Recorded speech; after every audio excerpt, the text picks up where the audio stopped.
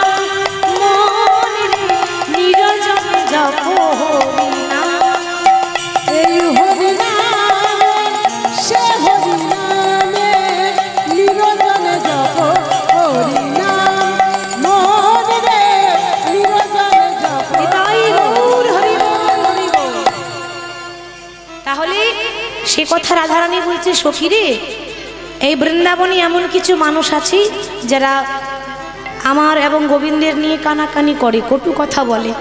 আমি মনে মনে স্থির করেছি, বৃন্দাবনে যারাই কটু কথা বলে আমি তাদেরকে অভিশাপ দেব। কি অভিশাপ? কি অভিশাপ দেব জানিস? হরি হরি বল। সখী রে, আমার বধূরে দেখে যারা দেয় দোষ, আমার বধূরে দেখে যারা দোষ দেয়, যারা দোষ দেয়, ওই কালে সাপে যেন তাদের মাথা খায়, ওই কালে সাপে যেন তাদের মাথা খায়, ওই কালে সাপে যেন তাদের মাথা খায়, ওই কালে সাপে যেন তাদের মাথা খায়। বলছে যারা কৃষ্ণকে ভালোবাসে না তাদেরকে যেন কাল সাপে দংশন করে। ললিতা বলছে, ছি ছি ছি রাধে, তুই এরকম কথা বলতে পারলি? তুই তো করুণাময়ী, লোকে ভুল করবে তো তুইও ভুল করবি, এরকম অভিশাপ দিলি, তা সবাইকে সাপে কামড়ে দিলে তোর বুঝি শান্তি হবে? রাধারানী বলছে, ললিতা রে, বুঝলে এক আবার না বুঝলে এক। কৃষ্ণলীলা বড় কঠিন, যে পদাবলীগুলো আছে ওর ভেতরে আবার আরেকটা করে মানে আছে। তা ভালো করে শুনে রাখ, আমি বলেছি যারা রাধা কৃষ্ণের নিয়ে কটু কথা বলে তাদেরকে যেন সাপে দংশন করে। কোন সাপ? যে সাপ আমরা বাইরে জগতে দেখি সে সাপ নয়। কৃষ্ণকে ভালোবাসার পর আমার হৃদয়ের যে জ্বালা, মনে হচ্ছে যে সাপে কামড়ে দিলে যে যন্ত্রণা করে, ওই জ্বালা আমার হৃদয়ে ধরেছে। তাই সেরকম যারা কৃষ্ণের নিন্দা করে তাদেরকে এই যে কোনো সাপে নয়, কৃষ্ণ কালে ভুজঙ্গ দংশন করে, কালে ভুজঙ্গ দংশন কৃষ্ণ কালে ভুজঙ্গ দংশন করে, কালে ভুজঙ্গ দংশন করে, যারা করে নিন্দা করে কালে ভুজঙ্গ দংশন করে, যারা আমার নিন্দা করে কালে ভুজঙ্গ দংশন করে, যারাই আমার নিন্দা করে কালে ভুজঙ্গ দংশন করে, ওই কালে সাপে যেন তাদের মাথা খায়, ওই কালে সাপে যেন তাদের মাথা খায়। শুধু তাই নয় রে, এ জগতে যারা আমার কৃষ্ণকে ভালোবাসে না, আমার বধূরে দেখে যারা ভাবে আমার বধূরে দেখে যারা ভাবে আমার বধূরে দেখে যারা ভাবে আমার বধূরে দেখে যারা ভাবে যারা নাস্তিক, আস্তে নাস্তিক মানে ভগবানকে মানে না রে, ভগবান বলে কে আছে, সব তো আমি একাই করছি, সেরকম যারা আছে যারা নাস্তিক তাদেরকে অভিশাপ দিল রাধারানী। কি অভিশাপ?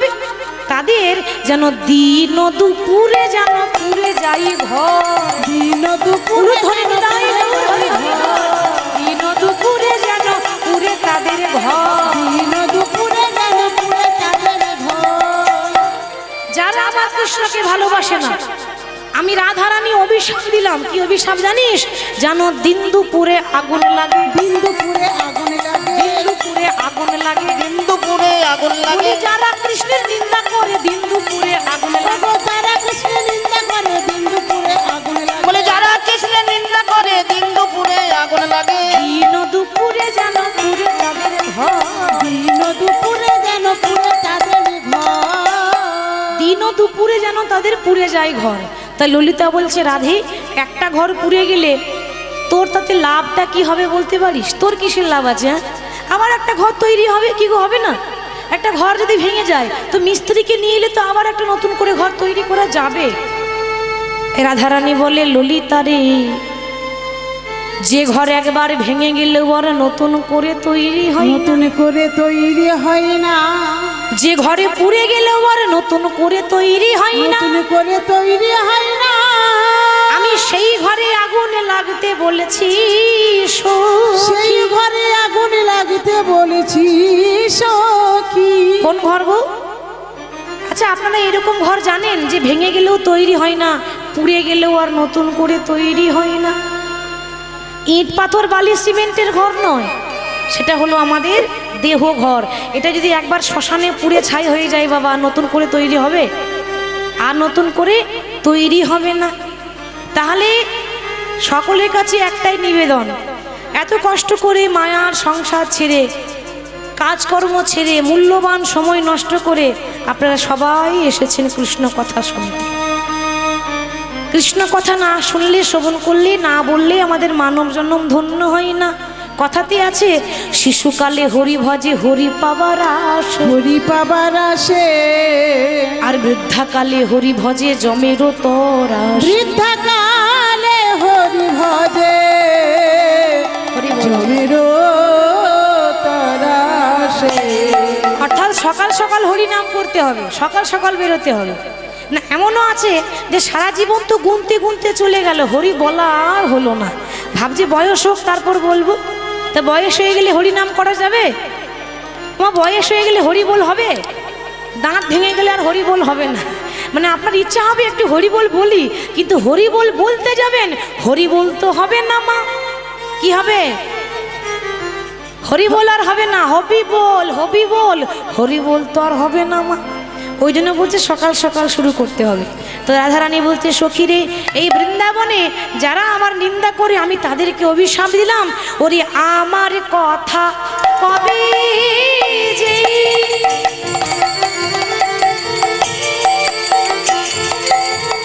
সখী রে আমার মতই হবে সে, আমার কথা কবে যে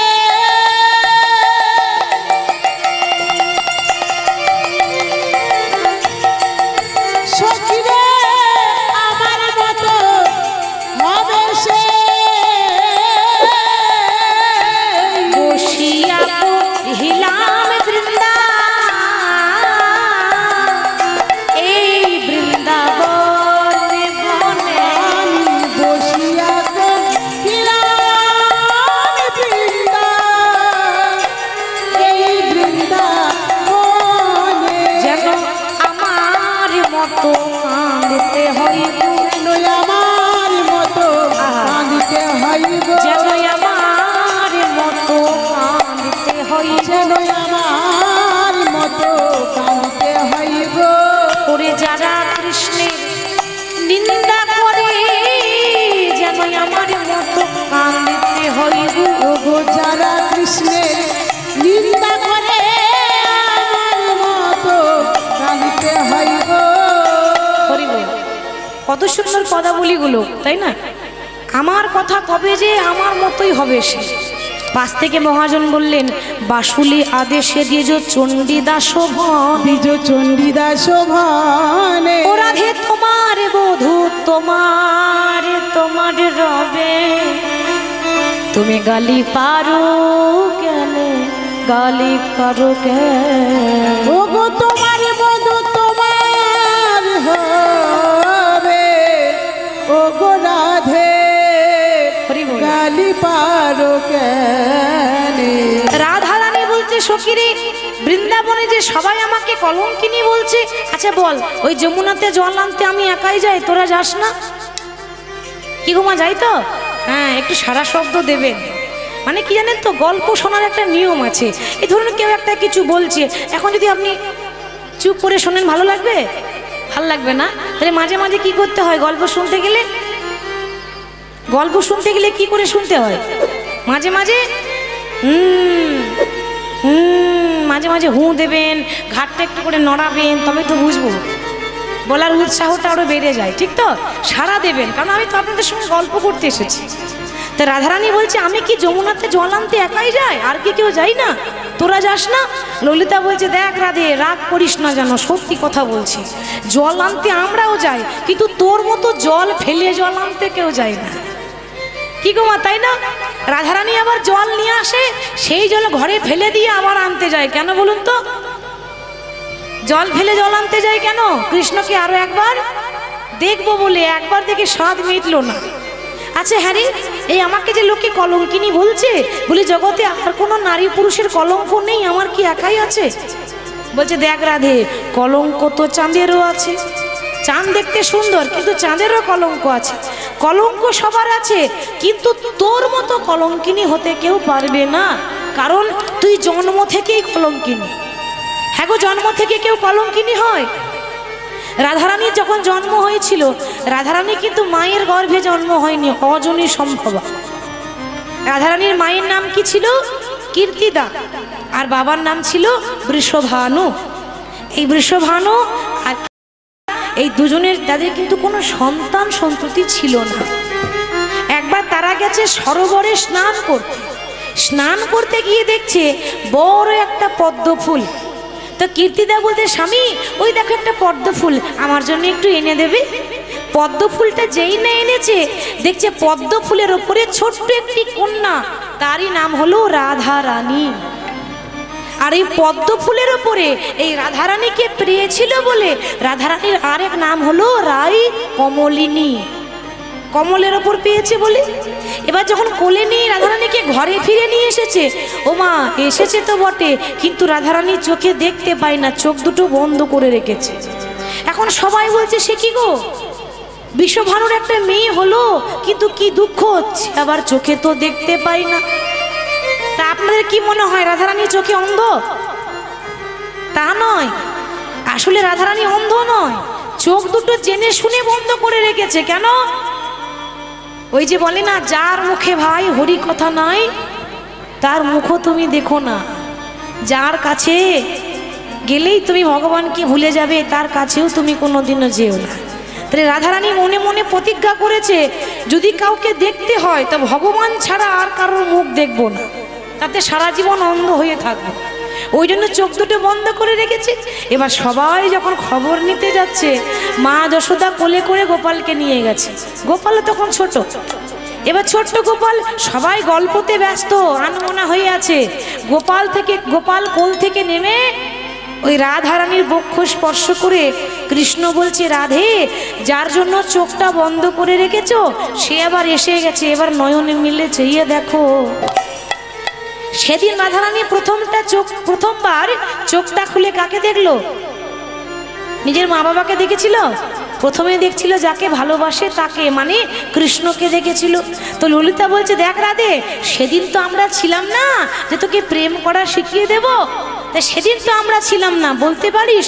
বলি, সেদিনে কে বা শেখালো, সেদিনকে বা শিখালো, বলো সেদিনে কে বা শেখালো, সেদিনকে বা শিখালো, ওই কৃষ্ণ রূপে নয়ন দিতে সেদিনকে বা শেখালো, সেই কৃষ্ণ রূপে নয়ন দিতে সেদিনকে বা শিখালো। ওরা রে আমরা সেদিন ছিলাম না গো, সেদিনকে বা শেখালো, সেদিন আমরা তো কেউ ছিলাম না গো, সেদিনকে বা শিখালো। ওই জন্য বলি রাধে, কলঙ্কের জন্ম তো, মানে শিশুকাল হইতে যৌবন অবধি তুমি শুধু কলঙ্কেই হয়েছে ভোর। রাধারানী বলছে, কি আর বলবো ললিতা, আমার ভাগ্যে এমন দোষ। ওরে আমার আজ থেকে তো এরকম নয়, রাধারানীর দশা আজ থেকে এরকম নয়। বলছে, সখী রে, আমার অল্প বয়সে মরু সখী, ওই শ্যামের রসে আমার তনু জ্বর, ওরে রসে মরো, শ্যাম রসে তনু জ্বর, ওরে অল্প বয়সে মরু,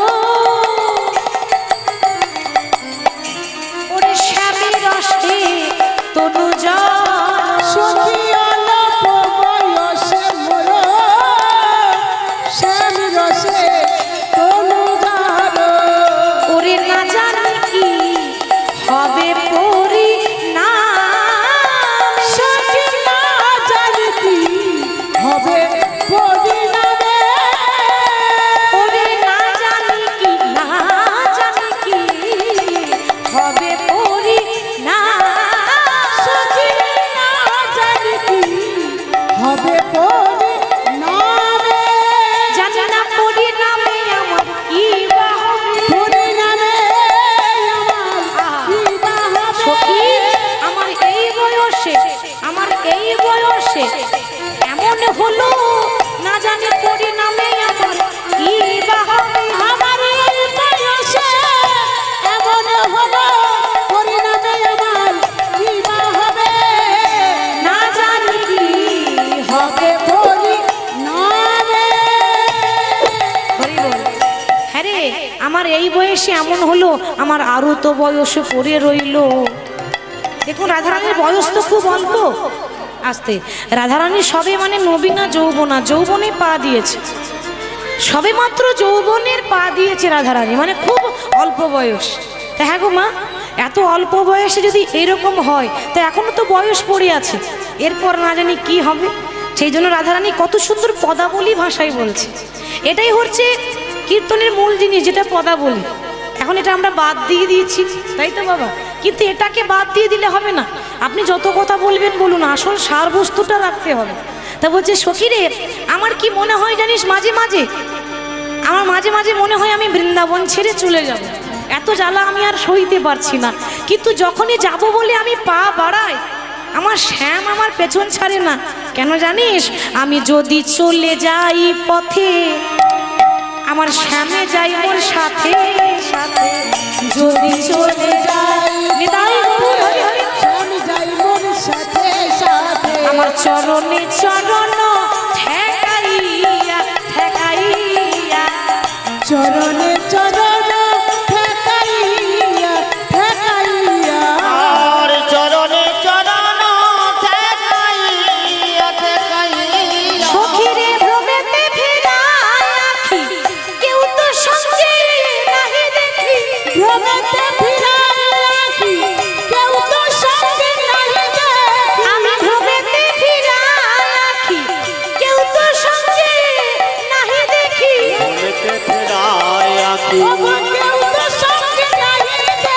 আমি ক্ষণে থাকি ক্ষণ মুরছিয়া মুরছিয়া, আমি থাকি মন মুরছিয়া মুরছিয়া, বলি আমি থাকি ক্ষণে মুরছিয়া মুরছিয়া। ওগো আমি থাকি মন মুরছিয়া মুরছিয়া।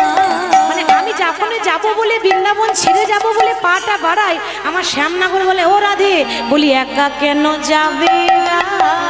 একা কেন যাবি না না, আমিও তোমার সঙ্গেই যাব, তুমি একা কেন যাবে না? ওগো আমিও তোমার সঙ্গে যাব, একা কেন যাবি আহা, ক্ষণ থাকি যেন মুরছিয়া মুরছিয়া।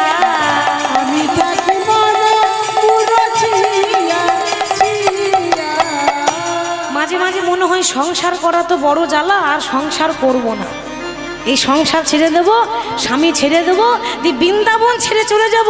কিন্তু যাব বললে কি হবে? ওই যে বললাম, আমি যোগিনী হইয়া যাব, আর দোকানে কুণ্ডল দেব।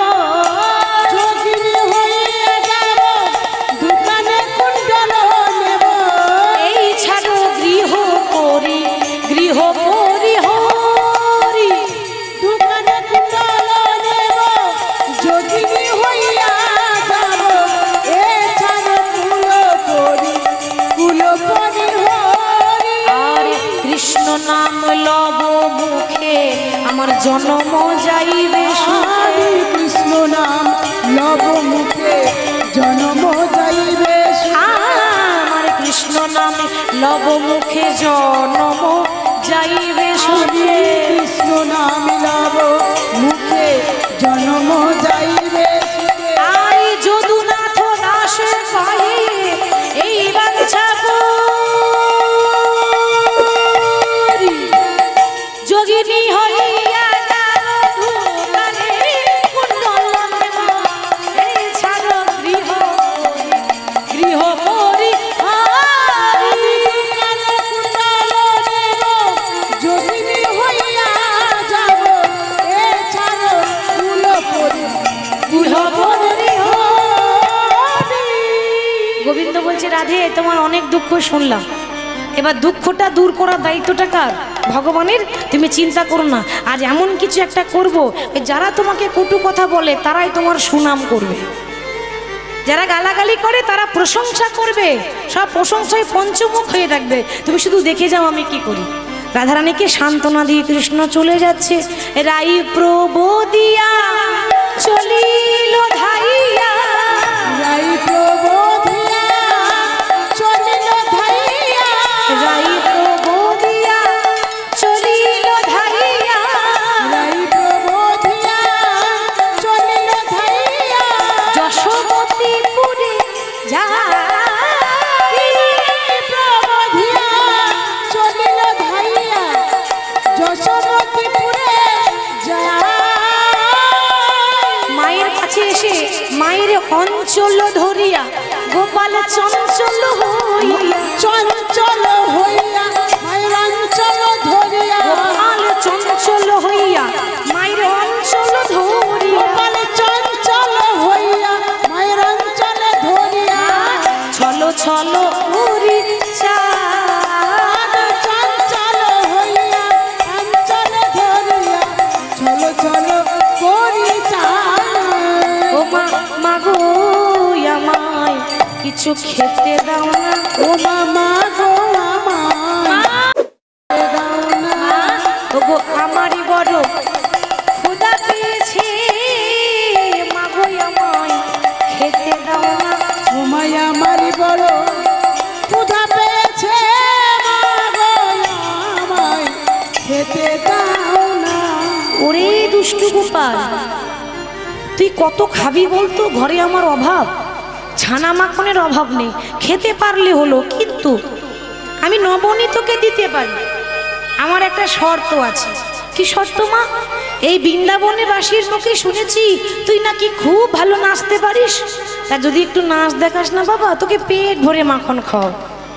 মা দেখছে সর্বনাশ, গোটা জগৎবাসী কি আমি আমার আঙ্গুলে নাচাই, সেই মা আবার আমাকে নাচাচ্ছে কেন? হরি হরি বল, ভগবান তো আমাদেরকে নাচায় পুতুলের মতো, সেই ভগবানকে মা যশোদা নাচাচ্ছে কেন? কেন জানেন? কারণ সে ধরার হাতে ধরা পড়েছে, ধরার হাতে ধরা পড়েছে, সে তো ধরার হাতে ধরা পড়েছে, সে তো ধরার হাতে ধরা পড়েছে। তার মানে ধরার হাতে ধরা পড়েছে কথাটার মানে কি না, যেই যে মা যশোদা রয়েছে না, সেই মা যশোদা পূর্ব জন্মে ছিল এক নারী, তার নাম ছিল ধরা দেবী।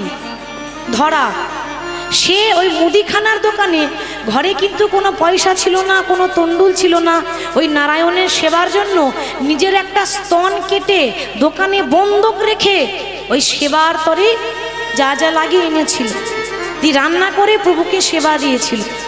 নারায়ণ তখন আশীর্বাদ দিয়েছিল, মা তুমি নারী জাতি হয়ে তোমার একটা স্তন কেটে দোকানে বন্ধক রেখে তুমি আমার সেবা দিলে, আমি তোমাকে আশীর্বাদ করলাম, এর পরজন্মে আমি তোমার এই কাটা স্তন মা আমি পান করি। ওই জন্য বলছি আমি ধরার হাতে ধরা পড়েছি, মানে মা ধরার হাতে ধরা পড়ে গেছি, ওই জন্য মা আমাকে নাচাচ্ছে। তো মা বলছে, ওরে ও দুষ্টু ছেলে, একটুখানি নাচ দেখা, তোকে পেট ভরে মাখন খাওয়াবো।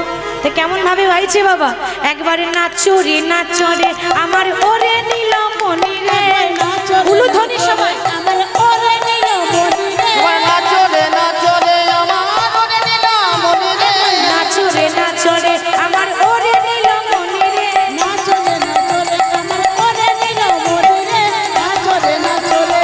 ওরে যত পারো খেতে দেবো, পারো খেতে দেবো, যত পারো খেতে দেবো, আর যত পারো খেতে দেবো, ক্ষীরে স্বর্ণমণি রে, নাচো রে নাচো রে আমার ওরে নীলমণি রে, নাচো রে নাচো রে আমার ওরে নীলমণি রে, নাচো রে নাচো রে আমার ওরে নীলমণি রে, নাচো রে নাচো রে। আমরা যখন আমাদের ছেলেকে আদর করি, কি করে করি মা? আমরা আমাদের ছেলেকে আদর করে কি করে, সোনা আমার, চাঁদ আমার, আর অতকের আমি জানি, আপনারা মা হয়েছেন আপনারা জানবেন, আমি কেন বুঝবো নাকি? তো এইভাবে আদর করি না, সোনা আমার, চাঁদ আমার, মানিক আমার। তো মা যশোদা আদর করছে কি করে, আমার বাপে ধনে বাপে ঠাকুর শ্বশুরের নাতি রে, বাপি ধনে বাপের ঠাকুর শ্বশুরের নাতি রে, বাপ ধনে বাপে ঠাকুর শ্বশুরের নাতি রে, বাপ ধনে বাপের ঠাকুর শ্বশুরের নাতি রে, খেলাতে ঘরাইয়ে দেব, খেলাতে গড়াইয়ে দেবো, খেলাতে ঘরাইয়ে দেব, খেলাতে গড়াইয়ে দেবো, মদত হাতি রে, নাচো রে নাচো রে আমার ওরে নীলমণি রে, নাচো রে নাচো রে আমার ওরে নীলমণি রে, নাচো রে নাচো রে আমার ওরে নীলমণি রে, নাচো রে নাচো রে।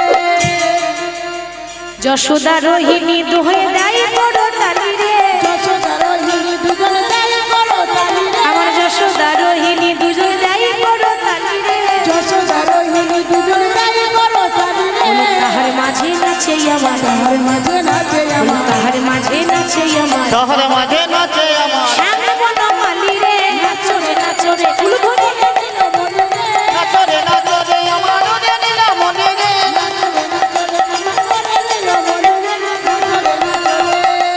ভগবান মনে মনে ভাবে, বা তুমি তো আমাকে বেশ নাচাচ্ছ মা, কিন্তু নাচলে হবে না, তাহলে ঠিক থাকতে হবে। একজনকে কথা দিয়ে এসেছি যেমন করে হোক তোমার দুঃখটা মোচন করে দেব। তাই ভগবান নাচতে নাচতে অমনি শ্রীমতীর ভাব আজ মনেতে পড়িল গো, শ্রীমতীর ভাব বধূ মনেতে পড়িল গো, শ্রীমতীর ভাব আজ মনেতে পড়িল গো, শ্রীমতীর ভাবে আজ মনেতে পড়িল গো। অমনি ধরো গো মা ধরো বলে, ধরো গো মা ধরো বলে, ধরো গো মা ধরো বলে, আরে ধরো গো মা ধরো বলে, ভুলাতে পড়িল গো, নাচো রে নাচো রে আমার মনে নিল বধূ রে, নাচো রে নাচো রে আমার মনে নিল মনে রে, নাচো রে নাচো রে আমার মনে নিল মনে রে, নাচো রে নাচো রে। আর এমন ভাবে নাচতে শুরু করলো গোপাল। মায়ের কথা শুনে নাচতে নাচতে হঠাৎ রাধারানীর কথা মনে পড়েছে। অমনি নাচতে নাচতে গোবিন্দ মাটিতে একেবারে ধড়াম করে পড়ে গেল, অজ্ঞান হয়ে পড়ে গেল বাবা। এখন কেউ যদি নাচতে নাচতে অজ্ঞান হয়ে মাটিতে পড়ে যায়, সবাই চিন্তায় পড়ে যাবে না, এ কি, এই তো বেশ নাচছিল, এখন কি হয়ে গেল? তো মা যশোদা বলছে, ওরে গোপাল তোর কি হয়েছে, তুই অমন করে মাটিতে পড়ে গেলি কেন? কেউ কেউ বলছে, ওরে আমার কি মনে হয় জানিস, গোপাল ওই বনে বনে ঘুরে বেড়াই তো, ওই জন্য মনে হয় কোনো উপদেবতায় ভর করেছে।